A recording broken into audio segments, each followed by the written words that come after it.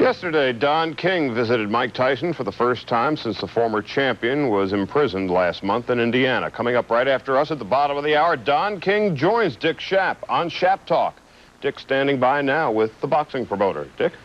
Thank you, Charlie, and he's already told everyone that you were with Mike yesterday. Just give us up to date. How is Mike? Mike is doing fine. He's keeping his spirits up. He's unjustly incarcerated. I think it's a travesty of justice, but nevertheless, he's not giving up on America, which is so vitally important, and that's what I admonish him not to do, is to give up on America, let due process run its course, and that's what we're trying to do to get him out of there. Is he taking care of himself? Is he eating, working out? He's eating, and he was sweating when he came out. He was working out when he came out, so he'll stay in good shape there, and he had good spirits mentally, and so we're very optimistic about it, and we're hopeful that the Supreme Court will come down with a decision very shortly. One will be favorable that won't step on due process as has been done in the earlier courts. Okay, we will talk more about that on Schaap Talk. Now back to Charlie Steiner, who'll wrap up this edition of Sports Center after these messages.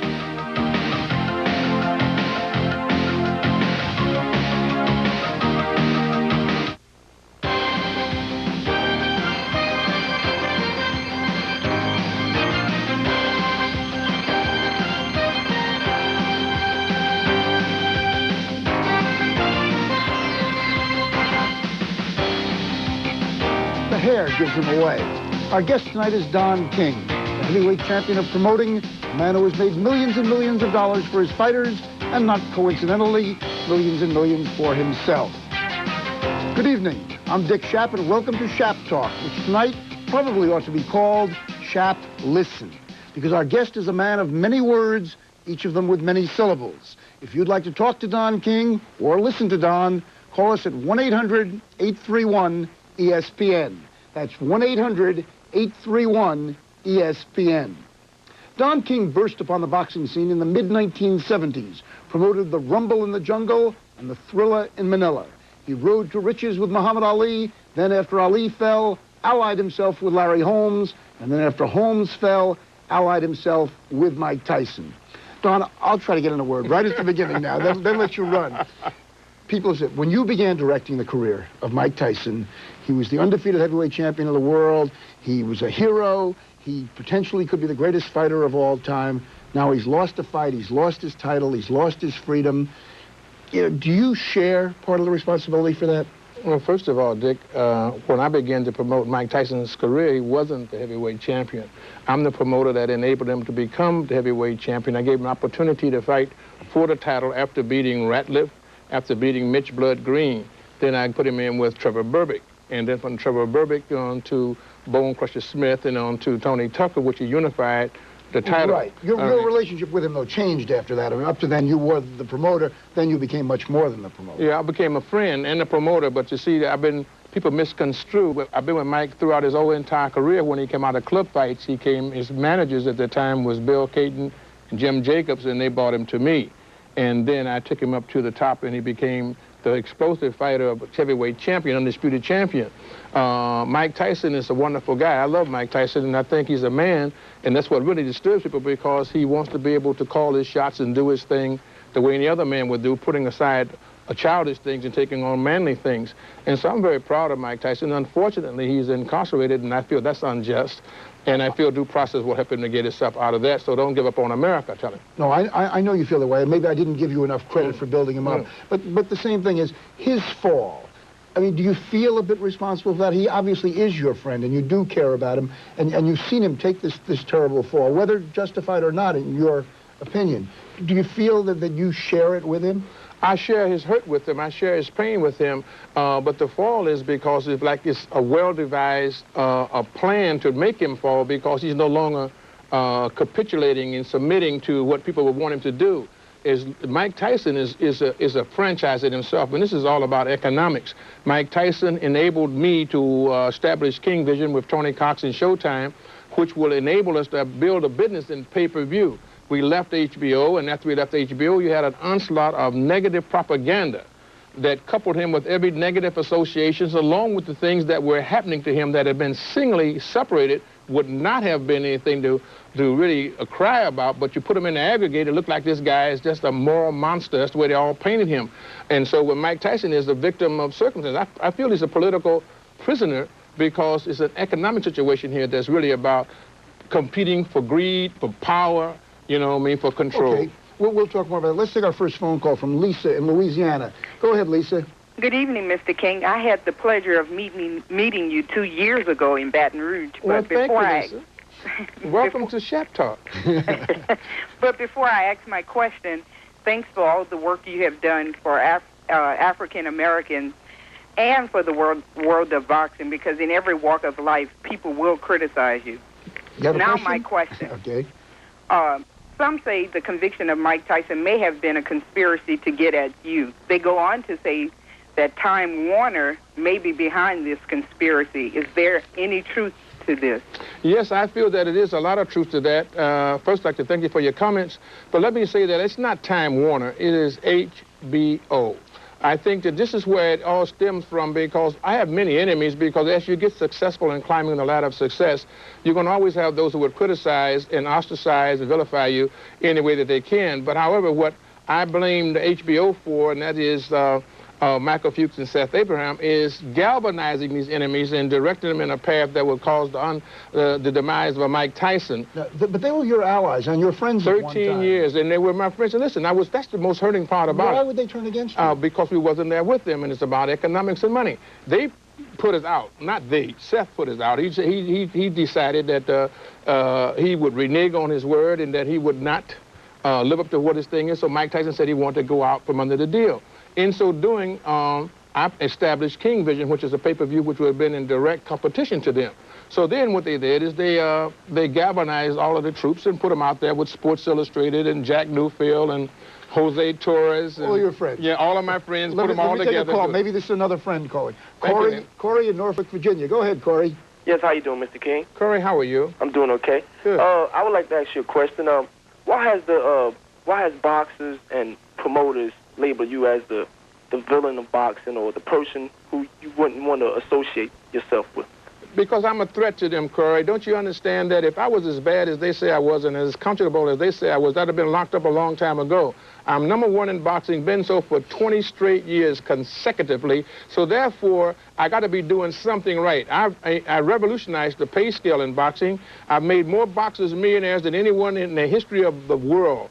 And in so doing, I've made a lot of enemies with the people that can't compete with me by their merit and ability. They have to use whatever type of underhanded method they can by coupling me with negative associations to render me ineffective to do business with white people and to make my black brothers and sisters have doubt and dubiousness about associating themselves. We will take a break now, and when we come back, we will translate for you.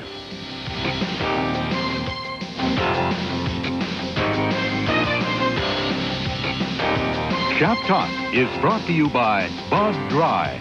Dry brewed so it drinks light, yet satisfies completely.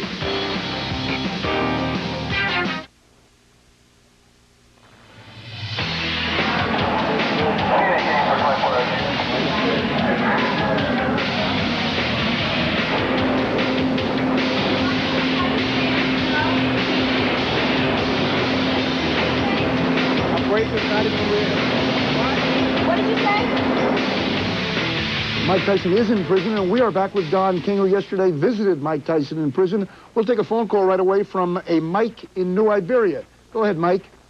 Yes, Mr. King. Mike, I followed the trial pretty closely, and I was curious how he could be convicted on, I believe it was 5 counts, and I didn't see any physical evidence in the trial. Nothing came out. I was wondering if you were aware of more, if you could elaborate more on that. Mike, that's what's so shocking to everybody in America, and what's amazing is that the groundswell of black women especially, and white women, and associate with them that don't believe Mike is guilty in spite of the jury's conviction. I mean, it's something in there that justifies that what Carlyle said, that no lie can live forever, and it's something in the universe that justifies William Cullen Bryant saying the truth crushed it out to the earth will rise again. What we have here is a travesty of justice with no physical evidence. Mike is with this girl. Mike is performing oral sex on this girl. She has her arms free. She has her mouth free. She can go out and talk, and nobody never brings that into account. You know what I mean? She could have screamed, raped. The walls in hotels are like tissue paper. You know what everybody's doing next door. Everybody's neighbor. But Mike is a pretty strong fellow. But No, totally aside from that, totally aside from that, just the fact that you feel it was a travesty of justice, a miscarriage of justice. When you were acquitted a few years ago of the income tax evasion, you held the system. You said only in America. You said the system works, and now you're saying the system doesn't work. No, I didn't say that. No, don't say that. I believe the system works. I think the system has been abused here. I think that you have some of the prurient interest here that has derailed due process. But when we put due process back on the trail again, I think it would go right on down the line. I think that if Mike don't, I told Mike yesterday, don't give up on America, believe in America, because I believe in America. So therefore, my belief will be justified when he runs the course of due process. I feel that in the first leg of this appeal, they're trying to protect the honor of the judge's sentiment and passion rather than the upholding and supporting of the Constitution and the law. So what we have here is an abrogation of the civil rights and the constitutional rights, and not even giving this guy bail. Now, it's only 2 crimes, Dick, in America that are not suspendable and are not bailable, and that is treason and first-degree murder. Now, here they have a young fighter that they're saying he may flee. I mean, it's ridiculous. Where's he going to flee to? You know what I mean? And they didn't give him bail when they got a guy in Philadelphia who gave 300 kids AIDS and come back and let him out, come back and give another 200 kids AIDS, and so now there's a little difference over Mike is convicted and this guy isn't. Anyway, let's take a call. It doesn't matter. Eric in Bloomingdale, New Jersey. Eric, go ahead. Maybe you can get through.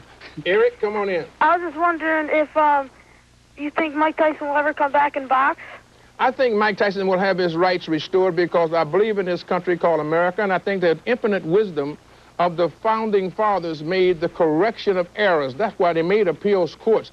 If courts would be judged by the first court that you go in, it would be absolute. We would all be in trouble. So they have established a system whereby a judicial process of appeal to correct errors and to be able to give a review and reconsideration of cases that would be outside of due process. And I think this is one that is blatantly outside of due process. In fact, there's a brilliant black lawyer down in Indianapolis, a black lady named Yvonne Watkins, who has told me about the groundswell of the public opinion and that is really coming out for Mike Tyson. No matter what they say, they just feel it. It's a spiritual thing. It's something like a groundswell of a public opinion that's rising in his defense. When I saw you in the Indianapolis airport a couple of weeks ago, you were very worried about what might happen to Mike in prison. You've been in prison yourself. You spent 4 years there. How tough is it for a man who's as independent as Mike or as independent as you to put up with that life? It is very difficult in prison because you find people that will be shooting at you and provoking arguments, instigating, contriving, and conjuring up different stories. You have the finks in there, which are the snitches that come in and try to set you up to try to get a few brownie points from the guards. I fear for Mike Tyson's life because... How did you survive? I survived by reading. I made the time serve me rather than to serve the time. I spent all of my time either in the Catholic Church and in the library. Whenever I had any off time at all, I would be there, and then I would work at reading and educating myself in the penitentiary. So Mike has to do likewise. He has to walk real slow and drink a lot of water, because if you don't, they're going to, with the things that they've already bought up on him, like, you know, giving him a ticket for giving out autographs when the guards is the one who does it. I feel that they're trying to plot on Mike, and they try to dehumanize, degrade, demean him by putting him in shackles, you know, but the shackles were shackles of liberation, not of degradation, because Mike Tyson went in as a man. He wasn't on his knees, supplicant, begging and crawling and admitting to something that he didn't do. So all the whole community of America, we like that, you know what I mean? And we appreciate that, Mike. We're proud of you, so hang in there. I mean, obviously, while Don was in prison, he memorized Roget's Thesaurus and Webster's International. We'll be back with Don King after these messages.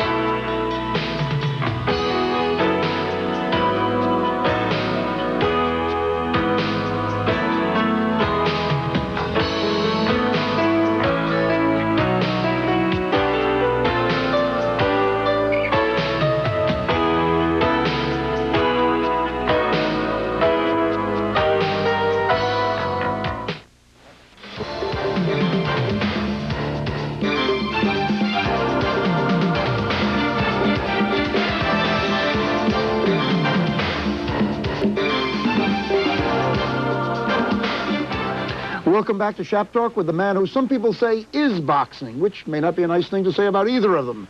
Don King is our guest, and our phone number is 1-800-831-ESPN. Let's go to our next call from Ken in Carlisle, Pennsylvania. You have a question for Don, Ken? Yes, I do, Dick. Go ahead. How are you? Nice to meet you, Don. Thank you. Welcome to Schaap Talk. My question is, of all the fighters you have been associated with throughout the years, who was your favorite and why? Well, I had all of the fighters were very favorite to me, but Larry Holmes was one that I raised. I took him from the beginning of his professional career to an undefeated championship in about 6 years.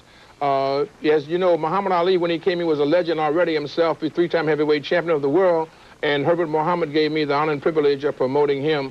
But Larry Holmes is one I developed from his first professional fight throughout his career, and I think that he was very, very close to me, you know, and so it was, and he also held a champion for 7.5 years, longer than anyone other than the inimitable and incomparable Brown Bomber Joe Louis. You taught Larry a lot of things. Did you learn from Ali? Yes, I learned from Ali, and I learned from Larry, too. It's an experience. It's a growing experience when you're dealing. And I learned from Mike Tyson, you know what I mean, that here's a kid that comes out of the bowels of the ghetto, but yet has a self-identification that many of us as blacks are still searching for, trying to find out who we are, suffering from consciousness of inferiority. I find this young ghetto kid who had been raised by Cus D'Amato and Camille Iwar, and that he had found himself, you know, maybe some of the things he did may not have been suitable or suited to what others' taste may be, but he stood up as a man to accept the responsibility of manhood and discharge it as such with self-reliance and self-assertiveness. I thought that was very commendable for him. So I've had a wonderful, glorious career promoting prize fighters in this great nation called America and around the world. And I've worked for them, and that's why I was been so successful at doing what I do, and it's what has created so much envy and jealousy, Dick. Well, let me give another caller a chance. His name is Ben in Anaheim, California. Go ahead, Ben. How are you today, Mr. King? Ben, it's just a pleasure to have you on Schaap Talk. How do you feel about Muhammad Ali's present condition today? I think that Muhammad Ali has been a legend himself. I think he's had a glorious career. I think that he made every head bow, every knee bend, every tongue confess that thou art the greatest of all times. I feel very sad that he's been inflicted with the Parkinson's syndrome. But you can't attribute that to boxing. These are some of the things that happen, and I think maybe God has chosen him to be a champion for Parkinson's syndrome so that he can go out and raise money and fight this disease just as Jerry Lewis does muscular dystrophy, and try to raise money to do this because Howard Cosell has the same thing, and he's never taken a blow in the center of the ring. So I think it's something that happens to us in our society, and that somehow we be chosen to carry the bloodstained banner, so to speak. And I'm very happy for Muhammad Ali. I love the guy. I think he's a wonderful, wonderful man. Let's take another call from Heathcliff in Detroit. It's a wonderful name. Go ahead, Heathcliff. Heathcliff, it is. Hello, Mr. King. In your opinion, who is the best heavyweight in boxing? In boxing today? Yes. In boxing today, it's got to be Mike Tyson. There's no other heavyweight out there that could deal with him in this particular era. As you know, that we have a heavyweight champion that none of us can be too very proud of, but he doesn't create any excitement. He has no testicles, so he doesn't stand up. He's the kind of a guy that is more like a bondsman in 1849. He's looking for affirmative action, and we call him a welfare champion because he wants to fight old men and no men. However, one of the old men he's about to take on, who is just a relic of what he used to be, I think will beat him, and that will really expose him for what he really is when he fights Larry Holmes in June. Was there a time when you thought Holyfield was a good fighter? I thought he was a good prospect that was coming up, but as I begin to see his ways, he's the guy that gains fame, acclaim, and affluence, Dick, and he never speaks up for his people. If he was a Jew, they would have to take him out there in the back and do something to him, because no Jew would ever stand up and not speak up for Jewish people when they get out there to do. This is what makes it so good. The saga of the Jews is something like to imitate and emulate in going through the persecution and slavery and being able to be, but yet coming out towards them to go. Example. You know what I mean? His example's been pretty good. His example has been deplorable. It's appalling, because all he do is say yes, yes, yes, dance Holyfield, he dance, run Holyfield, he runs, sit Holyfield, he sits. He has nothing to contribute to society with any spiritual redeeming value. And next month, I'm promoting a fight between Holyfield and King. No, it's just the truth. I'm not mad at him. I just feel sorry for him. Let me take a call from Bob in Los Angeles. Go ahead, Bob. Hi, Don. Hi, Bob. I'm a big fan of yours, and I've been that big fan of yours for a long time lately. Thank you so much, and we're glad to have you on Schaap Talk. And I love the hair. Thank you. It's an aura from God. I was wondering, who's going to be your main man now that Mike Tyson's gone? Well, you know, it's funny how you would say that, but let me just go through a little brief synopsis because, you know, they have a time limit on me here. When I started with Muhammad Ali, I started at the top. All right, I went to Muhammad Ali. I went and got George Foreman first in order to get Muhammad Ali back to championship. Muhammad Ali got the championship. I kept it as long as he was there with Joe Frazier, George Foreman. Every heavyweight champion for the last 2 decades, they've been with me, from Larry Holmes into Michael Dukes, who also got to be heavyweight champion of the world in the WBA version, undefeated. So I developed 2 heavyweight champions, something that is unheard of in the boxing business. And everyone that left, when Roberto Duran left, they said, where was I going? When Ali left me for an interim, a brief interim, where are you going now? You know, I have guys that I will always be able to keep going, but it saddens me when I see one of the soldiers fall and he's been like betrayed, and he's been, you know, something like what happened to Mike Tyson when due process takes abuse. Herein, I'm not saying whether he's guilty or innocent, because I know that Dick is ready to jump the gun. I'm going to talk about due process in this great nation called America.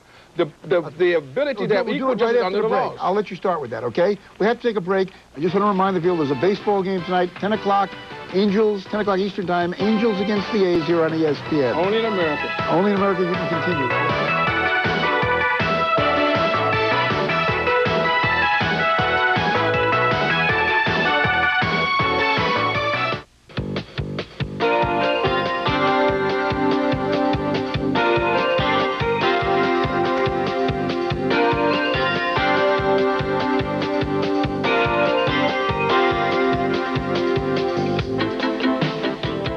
Welcome back to King Talk, or whatever it's called. You were talking about due process. Give me a concise explanation. Well, due process means a level playing field, a fair and just trial. Mike did not receive that. Then when going into being convicted, then to be remanded into jail, I think that's an abuse of his civil rights, because it's a suspendable sentence and he should have been able to give bail like anyone else that would come in America. So they say, we're not going to treat Mike differently. It's going to be like anyone else. But they did treat him differently. Okay. You understand? One thing, the defense. Did it surprise you the way it went? I mean, it sort of painted him as being a villain and then saying, well, he's a villain, but he didn't do this. That's a tough defense. That is a very tough defense, and that is one of the things that I have truly said to the lawyers that were involved in, but I'm not into puller bashing. You know, that has been done, but let the process run its course, even though that in spite of that, the Founding Fathers' infinite wisdom gave ways and means to correct those type of errors. But for them to remand Mike as though he's a beast and a monster and a killer under the guise of that he would flee and jump bond, I mean, it's ridiculous and it's ludicrous. And we see this, and now we see a process in Indiana being practiced of trying to protect one of their own. I think that's very sad, and I'm just prayerful and hopeful and that the Supreme Court of Indiana will stand up and be accounted for by giving their verdict according to the law, supporting the Constitution that they have sworn to support, and not try to protect a friend, because this country is too valuable, is too great for any one individual to step on due process, not the individual, the person that's being hurt in the process of the crime. Let's take another call from Mike in Denver. Go ahead, Mike. You have a question for Don? Yes, sir. Mike, Hi. how are you? How you doing, Mr. King? I'm fine. Okay, what I wanted to ask you was, if you said that you feel that Mike Tyson is the best fighter, right? Yes. Okay, if he were fighting in prime time with Muhammad Ali, who would you feel would win that fight? Now, that's a fantasy match, you know, and that's a loaded question. But you'll answer it anyway. Well, you know, I do the best that I can. I think that you can hardly do, those are questions that would be barbershop conversation, on the street corner conversation. Muhammad Ali was lightning fast. He had the best reflexes of anyone I've ever seen, but also Mike Tyson has great speed, and what happens to Mike Tyson's speed is the explosion of his punch. Everyone comes to see the big punch, and in the big punch, you know, it sort of like obliterates the speed, so you don't really see how fast Mike Tyson is. It would be one heck of a match if it ever was to come to pass. And I sure would like to be the one who promotes it, but he probably would be the one. We'll be back with Don King after these messages. Ground transportation provided by Daybell Limousines, serving you in over 350 cities worldwide. Hotel accommodations provided by the Lowe's New York Hotel, conveniently located in the heart of Manhattan.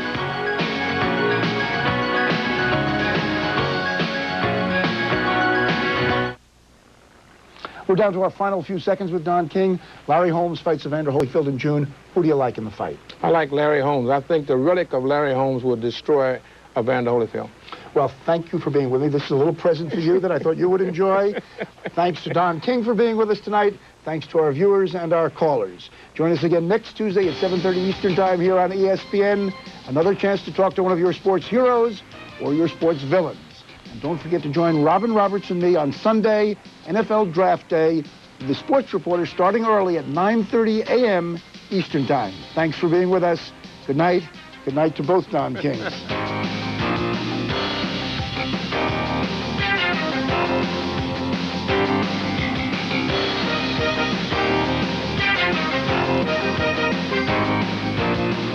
Travel provided by Continental. One airline can make a difference. What's the difference? For unrestricted coach, a first-class seat. That's the difference on Continental.